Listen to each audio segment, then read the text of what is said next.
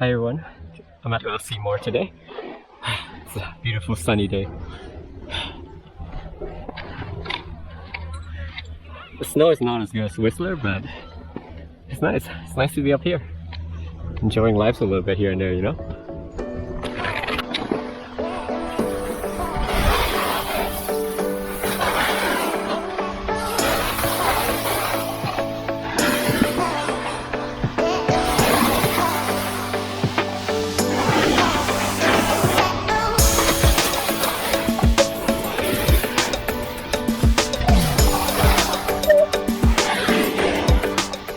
That was a really good run.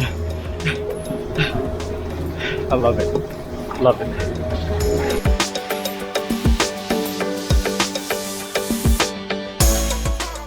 Alright, right now I'm going up to the Seymour Skyshare, or I don't know what to call it. Rocky or something? I forgot the name.